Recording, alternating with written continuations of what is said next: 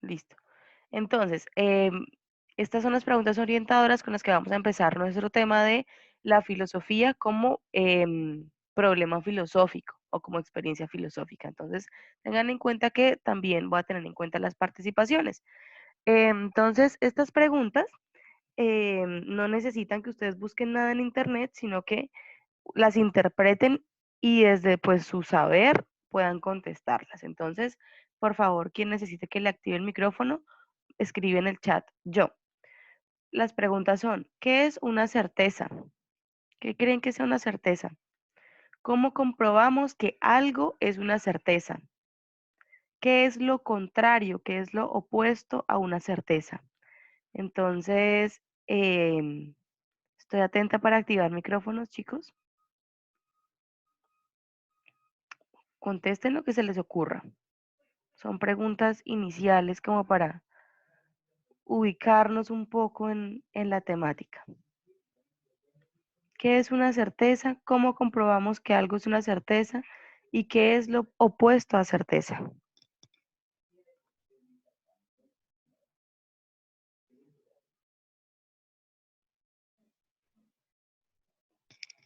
Muchachos.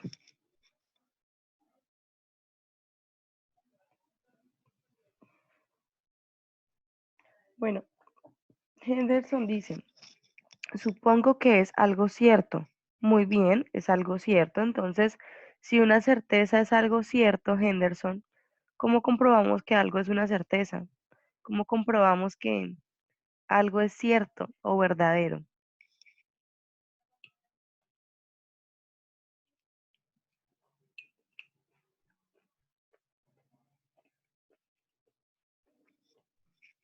Confirmando que lo vemos, pero por ejemplo, el coronavirus es un virus, el COVID-19, que no vemos, ¿no? No está ahí para nosotros, no vemos cómo entra en la piel. Entonces, ¿cómo sabemos que es cierto?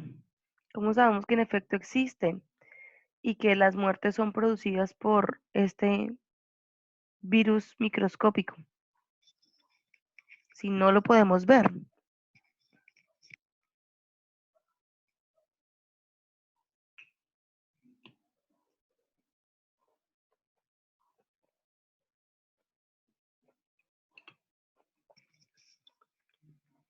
¿Quién quiere contestar esto? ¿Cómo sabemos que el COVID-19 es un virus que mata gente si por medio de las investigaciones? Muy bien, Zuli. ¿Y son investigaciones de qué tipo? ¿Cómo son esas investigaciones? ¿Quién hace esas investigaciones? Los científicos, profe. Científicas, excelente, muy bien, muy bien. Muy bien. Entonces, voy a recoger lo que ustedes vienen diciendo. Certeza es una verdad, es que sabemos que algo es cierto. ¿Cómo comprobamos que algo es una certeza? Una manera de hacerlo es por medio de investigaciones científicas, ¿cierto? Y eso es el tema principal de hoy, que a partir con una teoría, exactamente. Entonces, ¿cuál es la relación entre teoría y ciencia? Resulta que como ustedes pudieron darse cuenta en el texto, y esto lo voy a explicar más adelante, bueno, Moscoso y Jofran están pidiendo la palabra, entonces ya les abro micrófonos. Voy a explicar solamente una cosita. Entonces, la teoría es un, una respuesta que se da a un problema, ¿cierto? Pero ¿cómo surge la teoría? La teoría es producto de la experimentación. ¿Qué significa eso? Yo no puedo decir, mañana se va a acabar el mundo, ¿cierto? Eso no es una teoría, porque yo no tengo pruebas empíricas, es decir, que no he comprobado esto que estoy diciendo a través de un método, ¿cierto? Entonces, si yo digo, es que mañana se va a acabar el mundo, si hay una persona que, por ejemplo, estos días hay muchas teorías de la conspiración, y les digo porque hay alguien de mi familia a quien le encanta ver YouTube y ver que el coronavirus se inventó para no sé qué y que es el fin del no sé qué. Entonces, eso se le llaman teorías de la conspiración porque son ideas que no tienen ningún sustento científico, ¿cierto? Em, mientras que el, el saber científico sí tiene sustento científico, ¿cierto? Porque se han analizado con microscopio, se han analizado, no sé, muestras tomadas de los pulmones de las personas, las partículas que quedan después de que alguien estornuda, todos son, se ven en un microscopio, ¿no? O por ejemplo, algo que ha pasado mucho últimamente es que han habido personas religiosas como pastores que dicen tomen de esta agua que va a curar el coronavirus o hiervan un pelo que encuentren dentro de la Biblia para, porque así se van a curar, ¿no?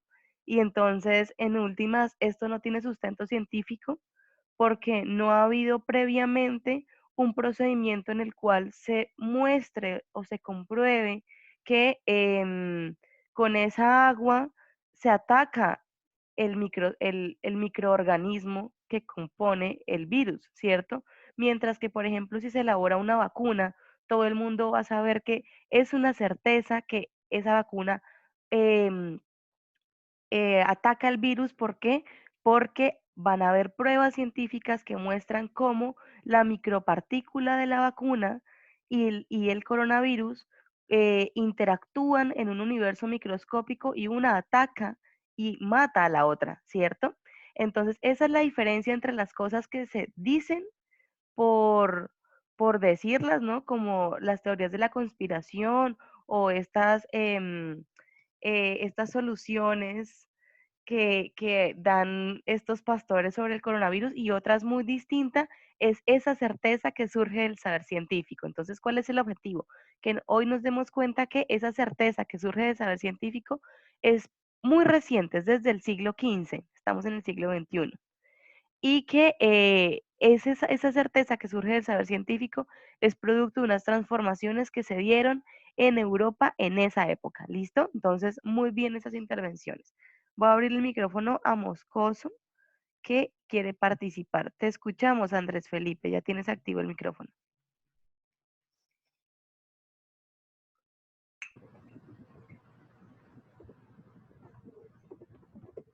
Ah, ¿no? Bueno, es que tenías levantada la manito. Listo, no pasa nada. Hasta ahí, ¿cómo vamos?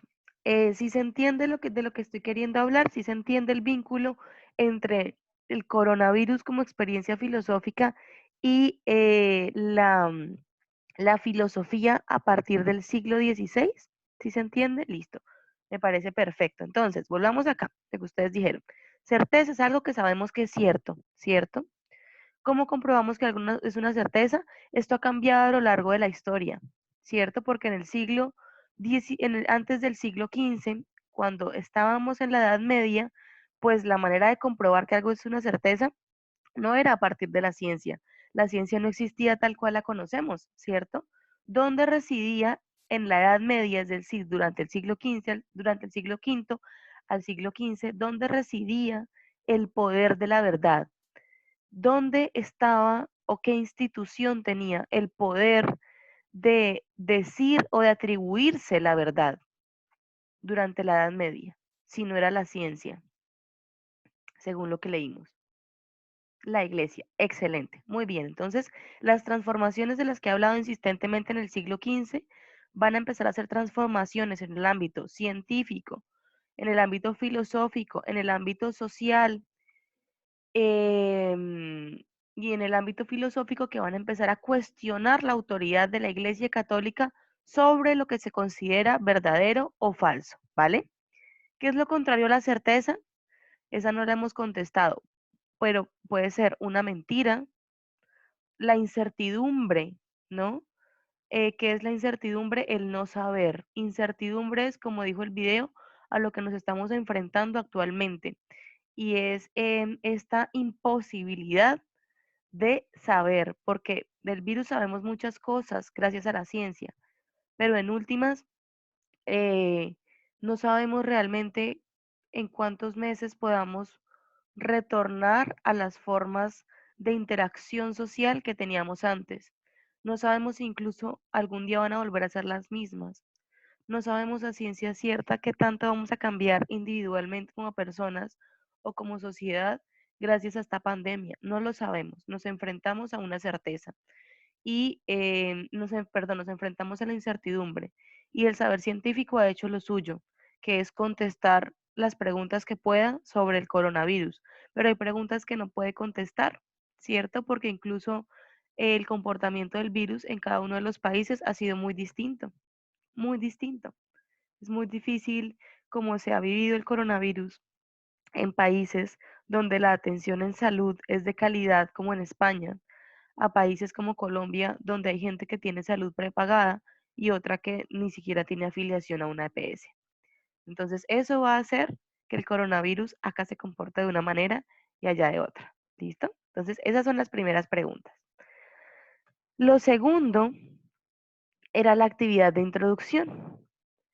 Henderson dice, de igual forma, si se llega a acabar esta pandemia, serán diferentes las personas porque seguirán con ese mismo temor del virus. Totalmente, totalmente. Este es un antes y un después para la humanidad. Por eso muchos expertos en educación dicen que en este momento la educación tiene que ayudar a los estudiantes a que reflexionen y a que transiten de la mejor manera este momento de crisis y cambio, porque no estamos en una situación de normalidad. Las prioridades de la educación deben reorganizarse, entendiendo que estamos ante un momento que es todo menos normal. Entonces, pues es importante que tanto estudiantes como docentes y sus familias reflexionen sobre a qué nos estamos enfrentando, ¿cierto? La actividad de introducción era ver un video que tiene como título El coronavirus como experiencia filosófica de un profesor que se llama Paul Druat, francés. Entonces ustedes tenían que verlo y desde su interpretación, sin buscar, desde su interpretación, pues contestar estas preguntas en las que no me voy a detener, porque después de que ustedes ya terminen de entregar los trabajos, la siguiente vez que nos encontremos va a ser de retroalimentación. Bueno, les pareció muy interesante el video. Henderson, cuéntame algo que te haya parecido interesante del video. ¿Qué recuerdas que te impactó?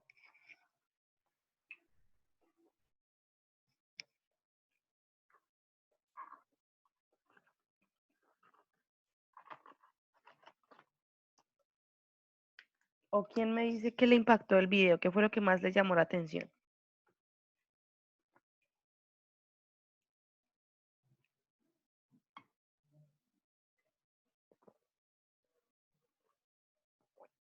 Bueno, no pasa nada. Entonces, continuemos.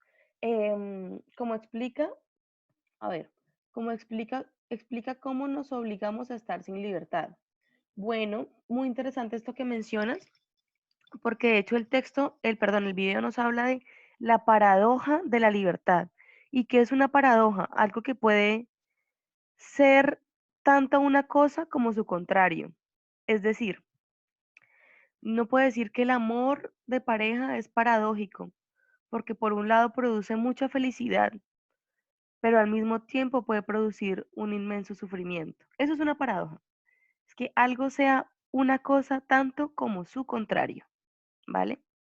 En este caso, el video nos dice que, en efecto, no poder salir de nuestras casas puede ser interpretado como una falta de libertad, pero ahí está la paradoja. Es al mismo tiempo un ejercicio de libertad, ¿sí? Nos quitan la libertad de movilidad, pero quedarnos en nuestras casas puede ser a su vez un ejercicio de libertad. ¿Por qué? Porque el video nos va a decir, sí, no podemos salir, pero si lo hacemos conscientemente, si sabemos que quedarnos en casa es nuestra manera de proteger nuestra salud y la de proteger la del resto, estoy decidiendo libre y responsablemente cuidar de mí y cuidar de otros. Entonces estoy haciendo uso de mi libertad, porque no es que me impongan quedarme en mi casa, es que yo decido quedarme para cuidar de mí y de los otros. Entonces es una paradoja, ¿sí? Y esa es una buena pregunta que surge en este momento, muchachos. ¿Cómo se puede ser libre incluso teniendo nuestro cuerpo encerrado en cuatro paredes? Hay un psiquiatra judío que vivió en los campos de concentración nazi. Él se llama, olvidé el nombre, pero escribió un libro que se llama El hombre en busca de sentido. Y dice cómo él encontró sentido a su vida, cómo aprendió a ser libre en mente y en espíritu, incluso estando en un campo de concentración, donde pues era una situación muy distinta a la nuestra, ¿no? Eran prisioneros y recibían malos tratos y tenían la amenaza de ser asesinados permanentemente. Entonces, es una buena pregunta. ¿Cómo incluso están teniendo restricciones de movilidad? Es decir, cómo incluso teniendo eh, restricciones para movernos libremente, aún podemos ser libres. Y una forma de libertad de la que habla el video, incluso estando confinados, es que por nuestra cuenta decidamos que es importante estar en nuestras casas. Entonces, pues es una forma de libertad decidir quedarse, ¿no? Muy interesante. Entonces, en la retroalimentación de la guía, es decir, donde ustedes cuenten ya sus respuestas y las retroalimentemos, vamos a volver sobre este video. ¿Listo? Por ahora, quiero que nos enfoquemos en la actividad de conceptualización, que es la que requiere mayor explicación de mi parte. ¿Con qué empieza la actividad de conceptualización? Comparando la Edad Media con el Renacimiento. Ubiquémonos en Europa, ¿vale? Ubiquémonos en Europa, que es principalmente en Europa Occidental, ¿no? Debía haber traído un mapita de Europa, pero bueno, Europa Occidental, vamos a mirar acá en internet, un mapita.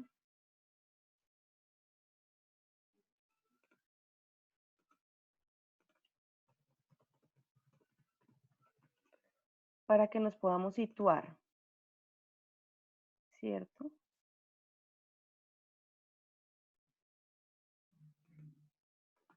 A ver, veamos este. ¿Sí se alcanza a ver esta imagen? Entonces, esta es Europa Oriental, ¿sí? Aquí queda Rusia, por ejemplo. Miremos a ver. Ay, me salí. Miremos qué países quedan por acá. Acá principalmente está Rusia. ¿Seguí compartiendo pantalla o no? Siento que me salí. Ay, sí. Ya, muchachos, ya. No sé qué hice. Entonces, comparemos, ¿vale? Vamos a ver aquí los países. Y aquí vamos a ver si hace parte de Europa Oriental. Uy, no, mira, aquí no se ve nada.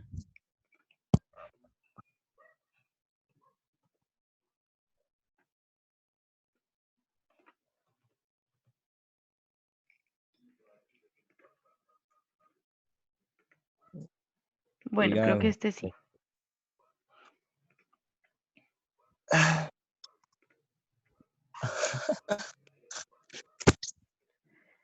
No, bueno.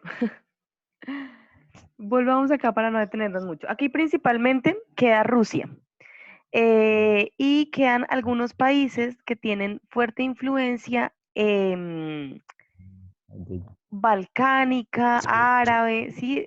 Son países donde, o bueno, más bien me devuelvo, por acá en Grecia surgió la civilización occidental, ¿cierto? Por acá surgió la filosofía, acá queda Italia, ¿no? Entonces, por acá quedaba Roma. Recuerden que entonces hablamos de una cultura grecorromana porque la edad antigua, pues aquí fue donde empezó a surgir, aquí ahí surgieron los orígenes de la civilización occidental. Y posteriormente, con una serie de transformaciones, de hechos históricos, esta cultura occidental, de muchas conquistas, por ejemplo, esta cultura occidental se extendió por toda esta zona de Europa, Europa occidental, ¿sí? Y entonces podemos decir que Grecia, por aquí al sur de Europa, es la cuna de la civilización occidental, Grecia y Roma, y posteriormente se extendió a toda esta parte. Entonces por acá encontramos a España, Italia, Alemania, Escocia, Francia, porque acá quedan los países del norte como Suiza, Finlandia, Países Bajos, ¿cierto? Que es Escocia, bueno, la redundancia. También está Noruega, por acá queda Noruega. Y esa cultura no tuvo mucha influencia sobre Europa Oriental, ¿cierto? Aquí habían otras culturas. Otras culturas, pensemos por ejemplo que también existieron otras civilizaciones aparte de la antigua, entonces estaba la cultura de Mesopotamia, estaba la civilización de hindú, bueno, entonces como otras culturas que no es la occidental. Entonces ubiquémonos en Europa occidental y bueno, además esta cultura occidental llegó a América también, ¿no? Mediante la conquista, para que lo tengan presente. Por eso nuestra forma de pensamiento es muy similar a la europea. No tenemos influencia de la cultura hindú o la china, por ejemplo, porque quienes nos conquistaron fueron países occidentales. ¿Listo? Entonces ubiquémonos ahí. Europa occidental, siglo V al XV. Ahí, durante el siglo XV, perdón, siglo V y siglo XV, están en la Edad Media. Entonces es la edad, como ustedes ya lo saben, del de la monarquía, de estos reyes que tienen un poder absoluto sobre sus poblaciones, es la época del feudalismo, ¿cierto? Y filosóficamente es una época teocéntrica.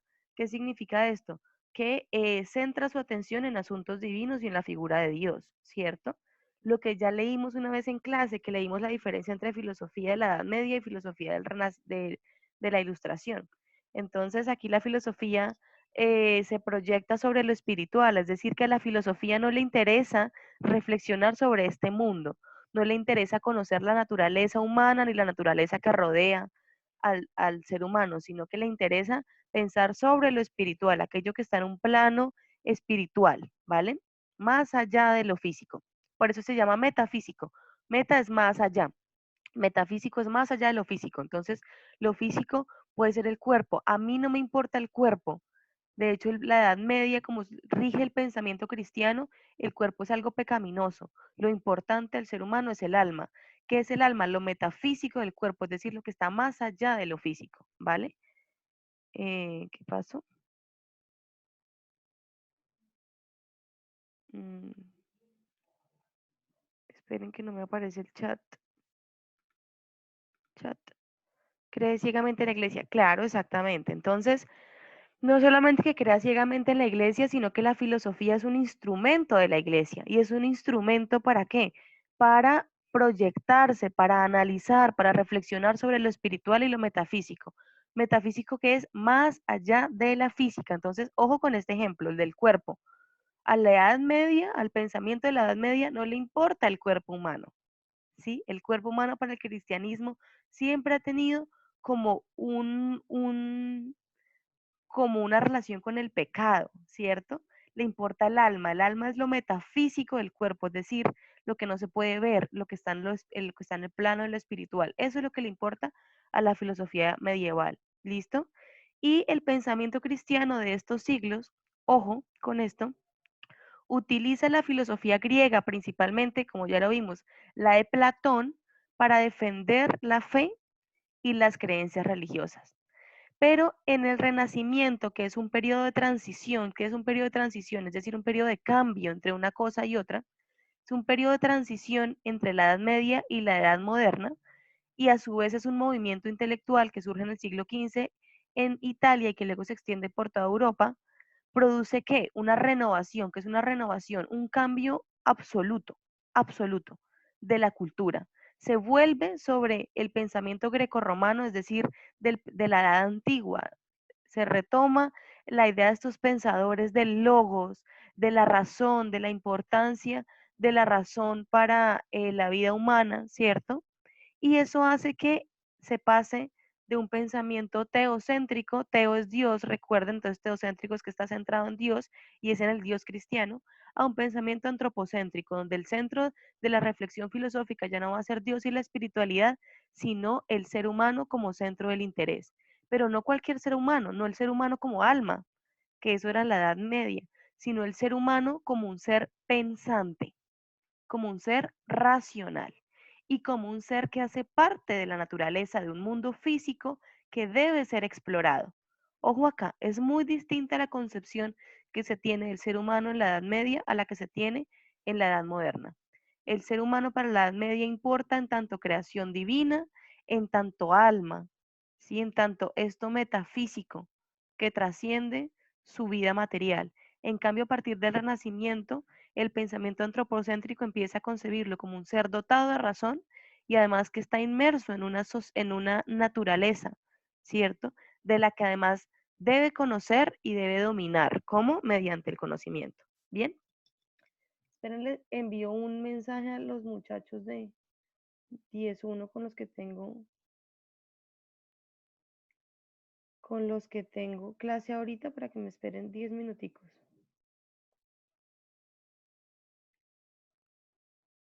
Hola muchachos, buenos días. Estoy terminando clase con 10-3 y nos encontramos en 10 minuticos, ¿vale? Listo, entonces, ¿hasta ahí vamos bien? Me dicen por favor, hasta ahora, diferencia entre edad media y el Renacimiento como este periodo de tránsito entre la Edad Media y la Edad Moderna. ¿Vamos bien? ¿Vamos bien? Vamos súper, listo. Entonces, vamos a hablar de algunos aspectos del humanismo. Perdón, vamos a hablar de algunos aspectos del Renacimiento. ¿Cuáles son esos aspectos? El humanismo, la reforma protestante, las revoluciones científicas y los aspectos filosóficos que surgen a partir de allí. Entonces vamos a empezar con el humanismo. ¿Qué es el humanismo? Que es una perspectiva de pensamiento que surge en el Renacimiento. El humanismo valora sobre todo al hombre, bueno, al ser humano como ser natural y en la naturaleza, muy distinto a la Edad Media, donde lo concibe como justamente esta alma que expresa la dimensión trascendente del ser humano, la dimensión espiritual. Acá no, el humanismo lo valora como ser natural, como ser en la naturaleza, como producto de la naturaleza, ¿vale? Otro aspecto importante es que exalta la dignidad, libertad y autonomía del ser humano. ¿Qué significa esto? Que el humanismo como forma de pensamiento va a decir que el ser humano es digno por naturaleza. Es decir, que todos los seres humanos tenemos dignidad. Es decir, que los seres humanos merecemos ser tratados no como fines, sino, perdón, no como medios, sino como fines. ¿Qué significa eso? Que un compañero de mi salón es una persona que es importante por el hecho de existir. No es importante porque me beneficia a mí en algo, ¿sí? Esa es la dignidad humana, reconocer que alguien no es un instrumento, sino que en sí misma tiene valor. ¿Sí me hago entender? Libertad. Esto es fundamental, porque la libertad no era un atributo que se le reconociera o que se exaltara en el ser humano en la Edad Media, ¿sí? En cambio, a partir del surgimiento del humanismo, la libertad del ser humano va a ser muy importante, sobre todo la libertad de conciencia. ¿Y qué es la libertad de conciencia? Que nadie te puede decir qué pensar ni cómo pensarlo. Tú eres libre en tu mente, tú eres libre. Por eso, por ejemplo, eh, hay algo que se llama objeción de conciencia para prestar el servicio militar. Y es que eso es un procedimiento legal, pero detrás de ello está una idea bastante humanista, y es que a la persona no pueden obligarla a actuar en contradicción con sus principios. Y si una persona tiene principios éticos que la hacen estar en contra de la guerra, no la pueden obligar a prestar servicio militar. Por ende, puede objetar conciencia, es decir, puede decir, a mí no se me puede obligar a actuar en contradicción con mis creencias y por ende me rehúso a ser parte de una institución que promueve la guerra, ¿cierto? Entonces, tener libertad de conciencia es eso, que no se te puede decir qué pensar y además no se te puede obligar a actuar en contradicción a esa conciencia, ¿vale? Y eso está muy ligado a la autonomía del ser humano. Reconocer y exaltar la autonomía del ser humano es reconocer su capacidad para tomar decisiones libres, sin coaccionar, es decir, sin que lo coarten, sin que lo presionen, y poder pues orientar su propia vida. Y esto pues ya nosotros somos herederos del humanismo, ¿cierto? Pero esto en este momento era revolucionario, porque anteriormente sobre las conciencias humanas tenía mucho poder la iglesia. Y eso que todavía la tiene, ¿cierto? El hecho de que todavía exista la noción de pecado y la gente se sienta muy influenciada por esta idea de la noción de pecado significa que todavía hay un fuerte control de la iglesia sobre las conciencias humanas. Si dejar, sería más humanista orientar el comportamiento propio, no por miedo a pecar, sino por ejemplo, sino por ejemplo, por evitar hacerle daño a los otros. Si me hago entender, es muy diferente, porque si uno actúa o deja de hacer algo porque cree que es pecado, lo hace por miedo y por una forma de control de su conciencia que ha venido construyendo la iglesia a lo largo de la historia. Mientras si decide hacer o no hacer algo, ejerciendo su autonomía y su libertad de conciencia, no es porque una autoridad suprema le diga que eso es bueno o es malo, sino porque decide, por ejemplo, no hacer daño a otros con sus acciones, ¿sí? Entonces, para el humanismo es muy importante exaltar la dignidad, la libertad y la autonomía del ser humano, que pasa por reconocer que puede regirse a sí mismo, pensar libremente y actuar con base a su pensamiento sin que una autoridad moral como la iglesia le diga qué debe pensar y qué debe hacer. Y el tercer aspecto importante del humanismo es que se confía nuevamente, como en Grecia, recuerden que se vuelve al pensamiento greco-romano, en la naturaleza racional humana para organizar la propia existencia y hacer progresar el saber. Entonces, ¿por qué el humanismo confía en la capacidad de los seres humanos para tomar decisiones? Pues porque confía en la naturaleza racional humana, es decir, confía en que el ser humano es un ser racional y que gracias a ello puede tomar decisiones con base a su conciencia. ¿Listo? Entonces, tres aspectos. El ser humano como ser natural, dotado de libertad y autonomía, y que además es racional y por ende puede organizar su propia vida a partir de la capacidad de reflexionar y de razonar. Esos son los aspectos del humanismo. Entonces, no sé, por ejemplo, una manera de aplicar el humanismo en estos días sería decir, es que ya no nos importa qué piensa la iglesia sobre la homosexualidad. Una manera de reconocer la dignidad humana de las personas es saber que tienen derecho y libertad para vivir su sexualidad del modo en que lo sientan, ¿sí? Y pretender cambiar a la gente o discriminarla o quitarle un lugar en el mundo por ser quien es atentar contra su dignidad, ¿sí? Esa sería una forma de pensar el humanismo en nuestros días, por ejemplo. Bien, otro aspecto importante que se dio en esos cambios de los que hablamos durante el siglo XV y que modificaron el pensamiento occidental para hacer el tránsito entre la Edad Media y el pensamiento moderno es la Reforma Protestante. Este señor que vemos acá en la diapositiva se llama Martín Lutero. Él era un monje católico que eso que está pegando en esa iglesia son creo que son 140 tesis, pero puedo estar equivocada, que son ciento y pico de críticas que él le hace a su propia institución, a su propia iglesia, porque no está de acuerdo con cómo se vienen llevando a cabo las cosas en Roma, que es donde queda, perdón, en Roma no, en el Vaticano, ¿sí? Aunque en ese momento no existía el Vaticano en Roma, como la santa sede de la iglesia. Él era alemán y entonces resulta que los príncipes, como en ese momento era monarquía, no eran repúblicas, todavía no había llegado la democracia, los príncipes de cada uno de estos reinos europeos tenían que recolectar, tenían que hacer aportes periódicos, es decir, a cada tanto tiempo, a la sede central de la Santa Iglesia. Entonces, Martín Lutero criticaba que ellos eran unos derrochadores y decía que la corrupción había capturado la iglesia. Sí, decía que estas personas de la jerarquía católica que estaban en Roma eran unos derrochadores, pecadores, incluso decía que la iglesia se ha convertido en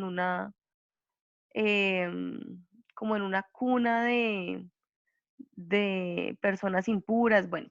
Entonces, ¿qué críticas hace? Por ejemplo, él critica que algo muy importante, y quiero que aquí me presten mucha atención, él critica la autoridad de los sacerdotes sobre la espiritualidad humana. Es decir, que él critica que para comunicarse con Dios las personas necesiten de la intermediación de un sacerdote.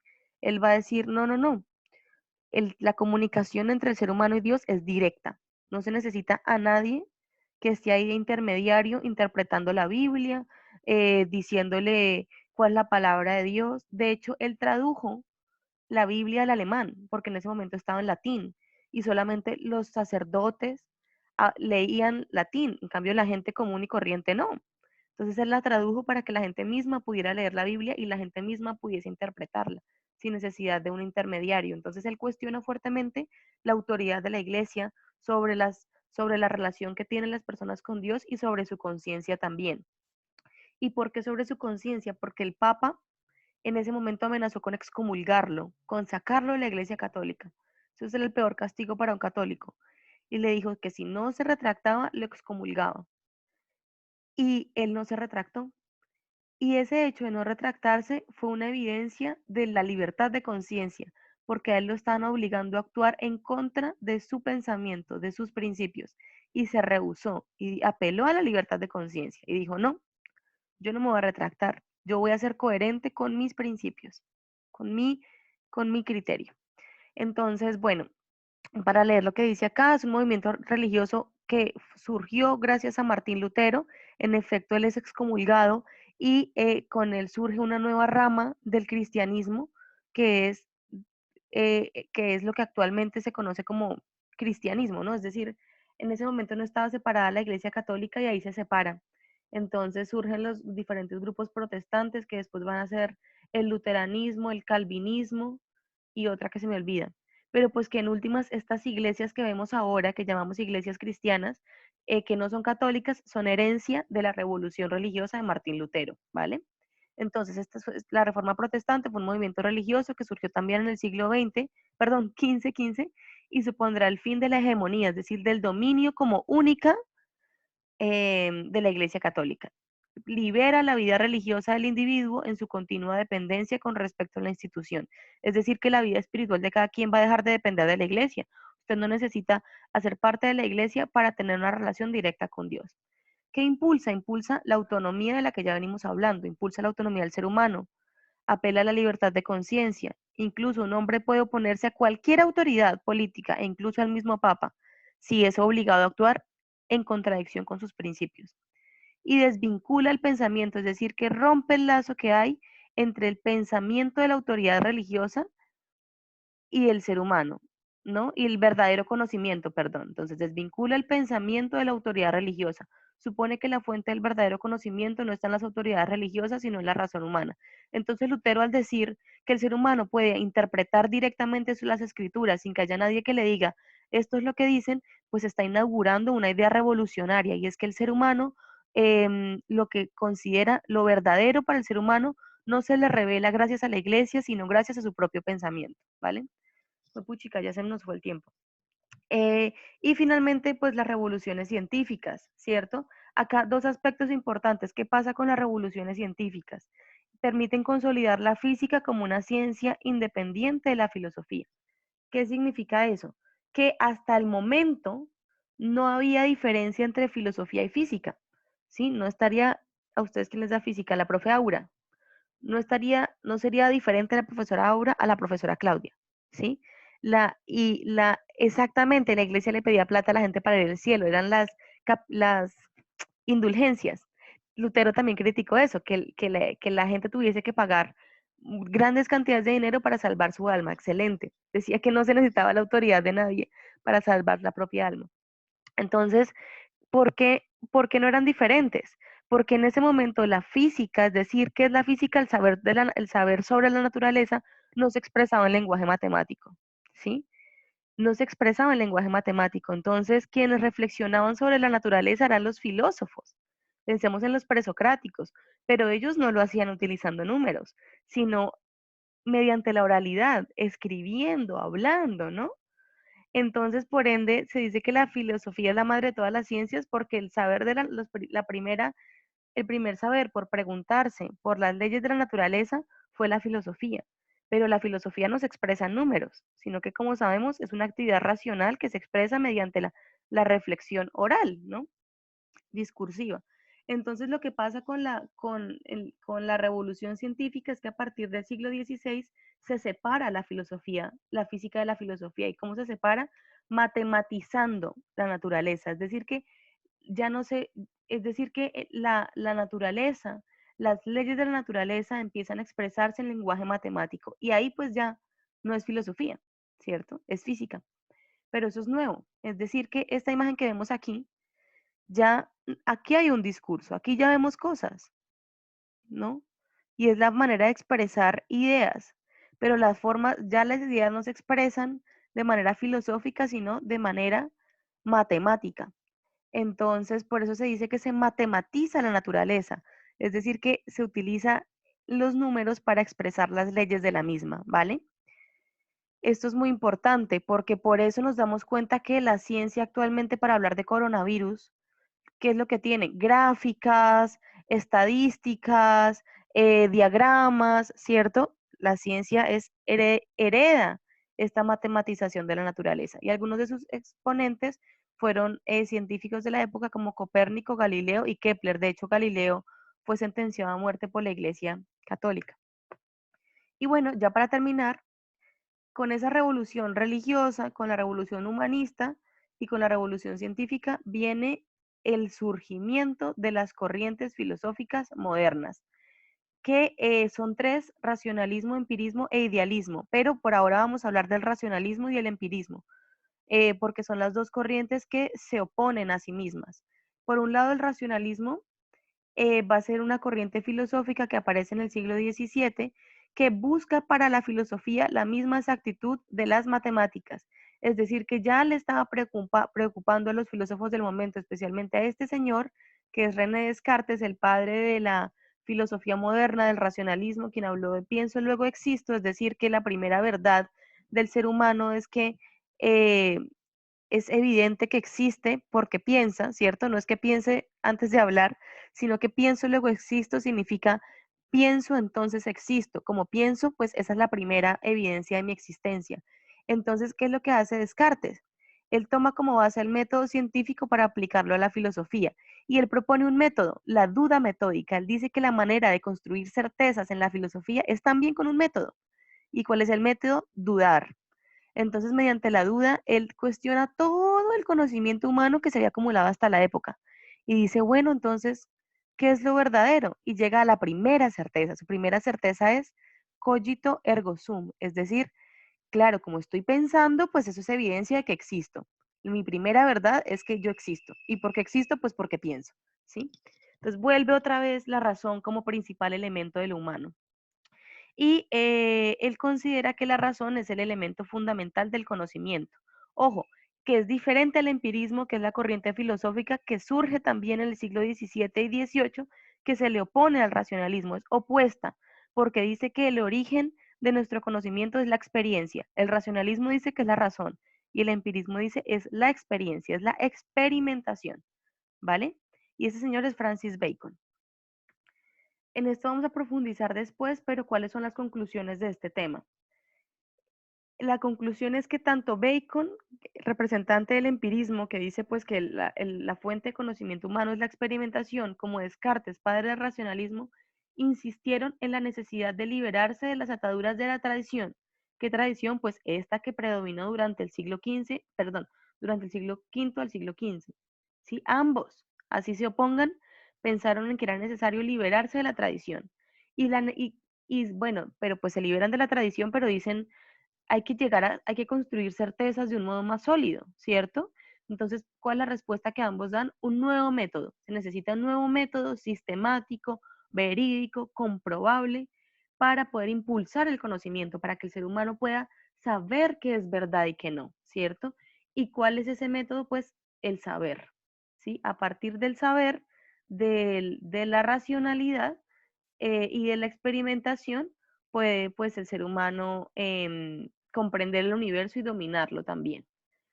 Listo, primera conclusión. La segunda, la clave del éxito de la ciencia moderna, la que pues conocemos hoy en día y que nos está dando tantas respuestas sobre el coronavirus, son dos elementos que están detrás de los principales descubrimientos del momento: la matematización y la experimentación, lo que ya dijimos.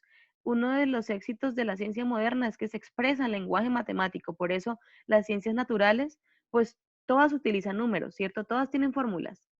La física, la biología, bueno, biología no tanto, pero sobre todo la física y la química, ¿cierto? Y la experimentación. Todas las verdades y certezas que surgen de manera científica están comprobadas mediante la experimentación. Todas. O si no, es charlatanería, ¿sí? Por eso, si usted hoy va a decir que, no sé, que el mundo se va a acabar en una semana, pues no están las evidencias científicas. Por ende, pues nadie duda de que existe el calentamiento global, porque hay evidencia científica, ¿cierto? Bien. La tercera conclusión, la base de la nueva ciencia es, pues, la experiencia matematizada. Y acá es donde se une Bacon y Descartes, porque Descartes decía que la filosofía debía tener la exactitud de la matemática. Si el Descartes es el papá que va a decir lo exacto es lo matemático. Lo otro es discurso. ¿Sí? Lo otro es como bla, bla, bla. La matemática es la exacta. Entonces, eso es muy racional, muy racionalista. Y la experiencia, pues, es un aspecto muy empírico, ¿no? Entonces, la base de la ciencia que conocemos hoy en día es la experiencia, es decir, los productos de las experimentaciones, pero matematizados, es decir, expresados matemáticamente. Es decir, que es la experiencia analizada por la razón, totalmente. La experiencia de realizar un procedimiento de manera continua para llegar a una conclusión, pero esa experiencia analizada mediante la razón. Entonces, por eso yo puedo crear leyes. Si solo experimento y compruebo, pero no creo una ley, pues ahí mi razón no está operando. ¿Cómo interactúa la razón con el método? Pues que eso que yo observo me permite crear una ley, crear una hipótesis, crear teorías, ¿no? Entonces, la razón, ¿qué es? La razón ya no va a ser discurso, no va a ser erudición, no va a ser venga y charlamos 10 horas, no. La razón en la ciencia queda reducida a sus elementos fundamentales, procedimientos matemáticos y cálculos, ¿vale? Entonces, eh, ese es el origen de la ciencia moderna. Y en últimas, el objetivo de esta guía es que ustedes reflexionen sobre esto, puedan hacer un mapa de ideas, no es mental porque no es con dibujos, un mapa de ideas sobre ese texto. Yo lo acabo de explicar para que quede un poco más claro. Y bueno, pues que contestemos las preguntas que nos va a plantear en la última parte y es cómo en el coronavirus se expresa eso, se expresa que por ejemplo, la ciencia es la que actualmente responde a la incertidumbre o que esa ciencia en efecto se expresa en lenguajes matemáticos, ¿vale? Esa es la idea, que podamos vincular ambos temas. Se nos fue un poquito más largo, pero creo que fue una jornada muy positiva. Quiero saber si hay alguna duda o si consideran que quedó claro y pueden continuar trabajando en sus respectivas guías.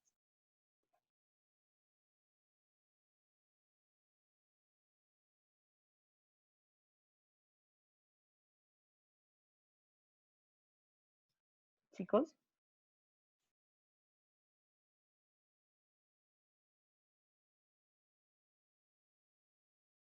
¿alguna duda? ¿No? Bueno, hablé mucho, espero que me hayan puesto atención, por favor, porque me esforcé mucho haciendo la explicación y no quiero que estén por allá dormidos con los ojitos cerrados y el sonido apagado. Bueno, chicos, entonces me encanta saludarlos. Esta clase queda grabada para cuando, pues si hay personas que de pronto no pudieron ingresar, entonces para que la revisen después. ¿Listo? Yo les aviso cuando la haya subido al grupo de, perdón, a YouTube y la comparto en el grupo. ¿Listo?